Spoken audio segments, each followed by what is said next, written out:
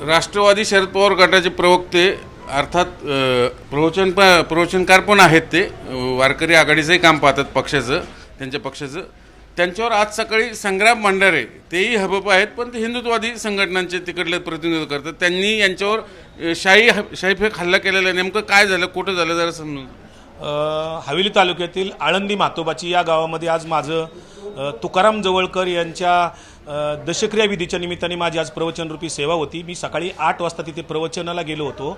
त्या गावातलं ते प्रवचन संपून मी नातेवाईकांकडे चहा घेऊन 9:30 पावणे 10च्या सुमारास मी त्या गावातून निघालो 9:45 आणि गावाच्या बाहेर 1-1.5 किलोमीटर अंतरावर आल्यावर तिथे एक स्मशानभूमी आहे आणि रेल्वेचं क्रॉसिंग आहे। तिथे त्या स्मशानभूमीच्या जवळ आल्यावर माझ्या पाठीमागून 2-3 गाड्या एकदम अचानक आल्या, आडवी मारून माझी गाडी थांबवली। 2 जण इसम माझ्या अनोळखी होते, ते गाडीतून उतरल्यानंतर माझ्या जवळ आऊन मला म्हणले खाली या तुमच्याशी बोलायचं आहे। आणि मग मी गाडीचा दरवाजा उघडून खाली उतरल्यानंतर त्यांच्याजवळ उभा राहिलो तर आणखी 10-15 लोक एकदम भराभरा 1 सेकंदामध्ये तिथे आले आणि सगळ्यांनी मला असं ढकलत शिव्यागाळ करत स्मशानभूमीचं गेट 10 फुटावर तिथे आहे त्या गेटच्या आतमध्ये मला ढकलीत त्यांनी नेलं। रिव्हॉल्वर 2 जणांनी दाखवला, एकाने रिव्हॉल्वर असा करून दाखवला, एकाने कमरेला शर्टाच्या खाली असा शर्ट वर करून दाखवला। बघितलं का काय तुझा आम्ही खात्मा करणार आहोत। संग्राम भंडारे आणि इतर 4 जणांनी माझ्या अंगावर शाई वगैरे उगत घाणेरड्या असलेल्या शिव्या मला दिल्या त्यांनी आणि तुझा लवकरच आम्ही खात्मा करतो आमच्या गुरुमाऊलीला का बोलला असं संग्राम भंडारे गुरुमाऊली म्हणजे नेमकं कोण त्यांचा गुरुमाऊली कोण आहे मला माहित नाही, परंतु संग्राम भंडारे 3 वेळा मला तो गुरुमाऊली त्यांनी त्याचं तिथलं 40 सेकंदाचा व्हिडिओ शूट सुद्धा केलेला आणि त्यांनीच तो व्हायरल केला। मला आता तो मिळाला व्हिडिओ आम्ही पाहिला त्यात फक्त तुम्ही 3-4 दिसतात तुम्ही म्हणता मग 15 दिवस त्यांनी सगळ्या गाड्या काय त्यांनी त्यांचे शूटिंग केलेले नाहीयेत, परंतु गाड्यांचे नंबर मी वगैरे पोलिसांना दिलेले आहेत 3 गाड्यांचे आणि ते सगळं आता कारवाई होईल अशी मला अपेक्षा आहे। पोलिसांनी माझी फिर्याद घेतलेली आहे। जोपर्यंत त्या 13-14 किंवा 15 लोक होते त्यांना जोपर्यंत त्यांच्यावर कायदेशीरित्या माझा जीवे मारण्याचा त्यांनी प्रयत्न केलेला आहे।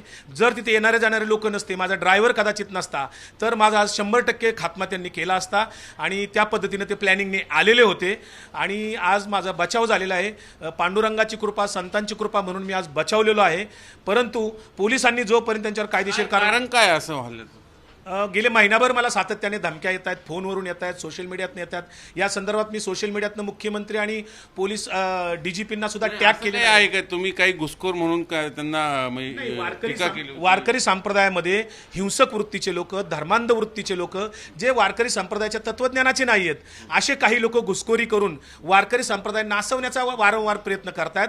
ज्यांना संतांचे विचार मान्य नाही आहेत असे लोक, संतांना ज्यांनी त्रास दिला होता त्यांचे विचार इथं मांडून उदाहरणार्थ नथुराम गोडसे संग्राम भंडारे ज्यांनी केले तो नथुराम गोडसेचं जाहीर समर्थन करतो। संगमनेरचा किस्सा जग जाहीर आहे, तो बिश्नोईचं समर्थन करतो आणि मग अशा नथुराम गोडसेवादी लोक जे आहेत वारकऱ्यांचा बुरखा घेत त्याचा गुरुमाऊली कोण त्याचा गुरुमाऊली कोण आहे मला माहित नाही, हे त्यालाच विचार। तुम्ही असं अशी एक माहिती मिळते तुम्ही एक यादी फिरवली की हे घुसखोर आहेत त्या महाराज ती कोण कोण आहेत तुमचे? मी पत्रकार परिषद घेऊनच ती यादी जाहीर केलेली आहे। कोण? जे 20 लोक आहेत त्याची यादी सोशल मीडियात आहे, पत्रकार मीडियात आपल्याही चॅनलवरती आहे।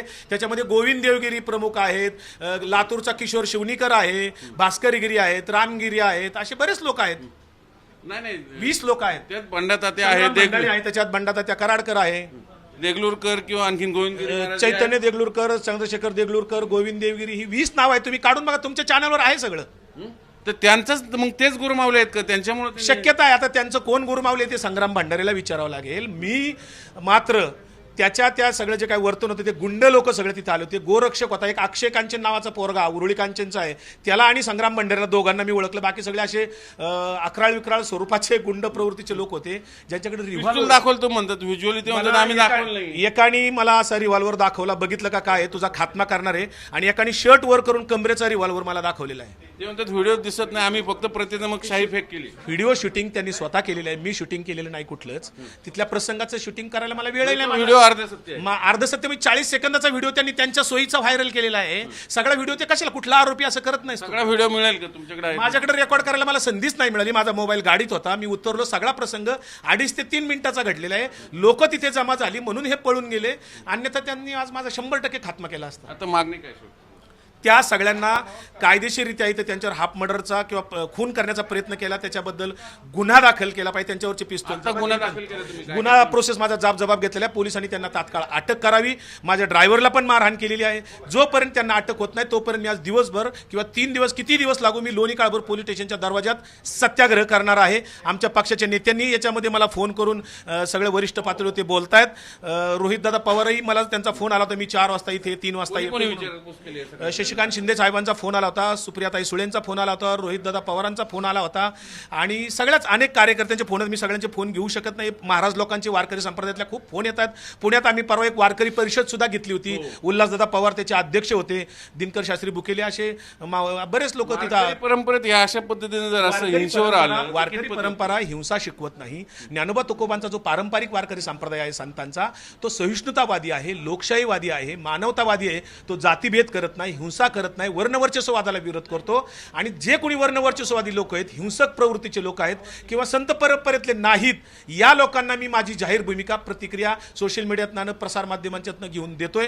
त्यामुळे माझं वैयक्तिक जगात कोणी दुश्मन नाहीये, माझी वैयक्तिक कोणाशी दुश्मनी नाहीये. हा वैचारिक आणि तात्विक वाद आहे. हा लढा चालू ठेवून हा लढा 100% चालू आहे. आजचा जरी भ्याड हल्ला त्यांनी माझ्यावर केला असला तरी मी घाबरत नाही.